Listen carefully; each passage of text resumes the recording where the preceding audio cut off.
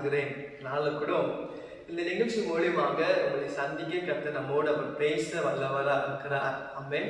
இந்த கால வேளையில கூட இயேசப்பா நம்மோட வேதத்துல இருந்து சங்கீதம் 121 அதிகாரத்துல 7ஆம் வசனம், Psalm chapter 121:7 வேதம் சொல்கிறது, கர்த்தர் எல்லா தீங்கிலிருந்து விலக்கி காப்பார், அவர் உன் ஆத்துமாவை காப்பார். ஆமென். இன்னைக்கு இந்த காலை வேளையில இயேசப்பா உங்களை பார்த்து சொல்றாரு, என் அன்பு மகனே, என் அன்பு மகளே, அவர் ஒரு ப்ராமிஸ் பண்றாரு, நான் உன்னை எல்லா தீங்கிலிருந்து உன்னை விலக்கி பாதுகாப்பேன். ஆமென். இன்னைக்கு நம்முடைய வாழ்க்கையில எவ்வளவோ தீங்கு நமக்கு நேரா வருது இல்லை, எவ்வளவோ பொல்லாப்புகள் நம்முடைய வாழ்க்கையில வருது இல்லைங்களா? பிசாசினால, சத்துருவின் கிரியைகளால, சில மாம்சீக மனுஷன் விரோதமாக நமக்கு விரோதமாக செயல்படுகிறாங்க.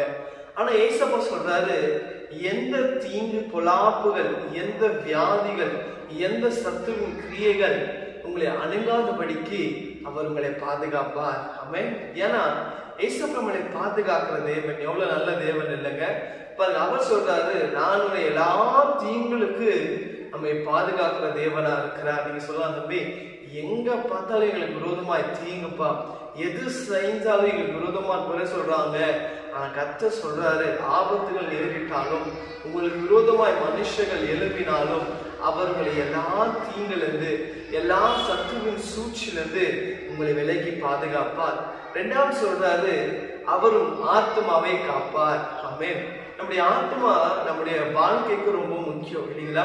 நம்முடைய ஜீவன், நம்முடைய லைஃப் இல்லைங்களா? நம்ம ஒவ்வொரு மூச்சு இல்லைங்களா? இன்னைக்கு நம்ம மூச்சு விட்டா தான் நாளைக்கு நம்ம ஏஞ்சிக்க முடியும் இல்லைங்களா? ஆகையால் ஆண்டு சொல்றாரு, அவர் உன் ஆத்மாவை காப்பார். நிறைய பேருடைய ஆத்மா இன்னைக்கு சத்ருவானவர்களுடைய கையில இருக்கிறது இல்லைங்களா?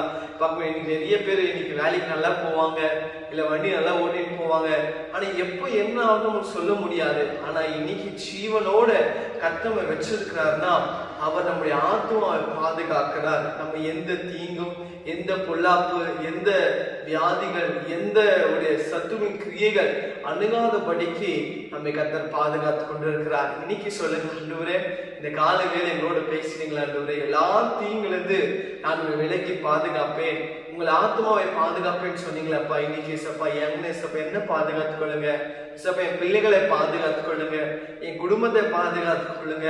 நான் போய்க்கிற வரைக்கலாம் சப்பா நீங்க சப்பா எங்களோடு இருந்து எங்களை பாதுகாத்துக் கொள்ளுங்க என்று ஜெபிக்கலாமா?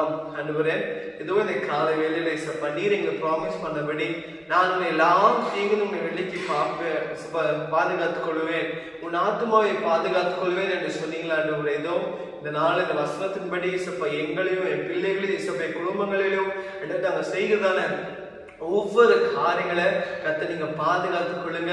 எங்களுக்கு விரோதமா எழுந்திருக்க எல்லா சூழ்ச்சிகளிலிருந்து, எல்லா சத்துவின் கிரியைகளிலிருந்து, எல்லா மனுஷர் கிரியைகளிலிருந்து எங்களை சுற்றிலும் எங்களை வேலி போட்டு எங்களை பாதுகாத்துக் கொள்ள போதுக்காய் ஸ்தோத்திரம். எங்களை பாதுகாக்கிற தேவன் நீர் எங்களோடு இருக்கிறதுக்காக நன்றி.